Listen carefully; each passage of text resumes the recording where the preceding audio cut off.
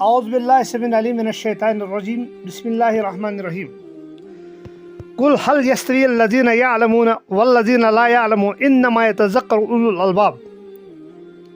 قرآن پاک کی آیت جو میں آپ لوگ کے سامنے تلاوت کر رہا ہوں، اس میں یہ ہے کہ کہہ دو اے نبی اکرم صلی اللہ علیہ وسلم، نہیں برابر ہو سکتے جاننے والے یعنی علم والے اور انجان جسے جاہل کہتے ہیں، بے علم، وہ آپس میں ضرور برابر نہیں ہو سکتے، اور ضرور اس بات کو عقل والے ہی پرکھتے ہیں۔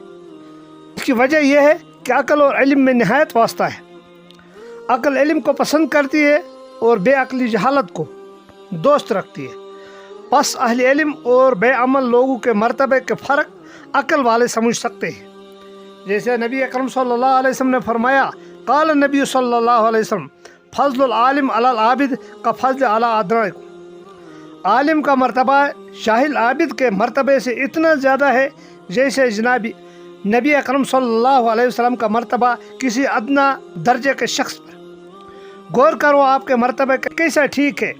آپ کے عالی مرتبے کو دیکھ کر انبیاء حیران، ملائک حیران، خود جبریل نبی علیہ السلام قسم کھا کر فرماتے ہیں، میں مشرق سے مغرب، شمال سے جنوب، زمین سے آسمان پورے پہ پھیرا ہوں، مگر واللہ یا حضرت آپ کے مرتبے کے برابر کسی کو نہیں پایا۔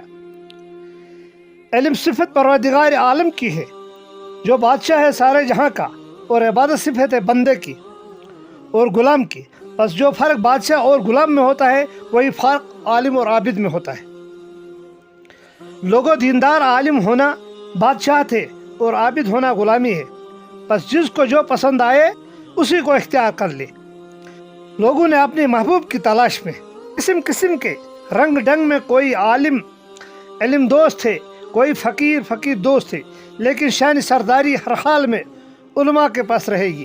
قرآن مجید بہت زور سے اس بات کی شہادت دیتا ہے، کچھ زیادہ غور کی ضرورت نہیں، آنکھوں کے سامنے کی بات ہے کہ انسان ناپاک نطفے کی پیدائش ہے جو نہایت بے اصل اور بے بنیاد اور قابل نفرت ہے۔ یہی وجہ ہے کہ اللہ تعالیٰ اپنے کلام میں فرماتا ہے، الم نخلقکم من ماء مہین، ہم نے تمہیں بڑے ناپاک ذلیل پانی سے پیدا کیا، پھر کیسا کچھ پیدا کیا، یہ عجائب مخلوقات بنایا۔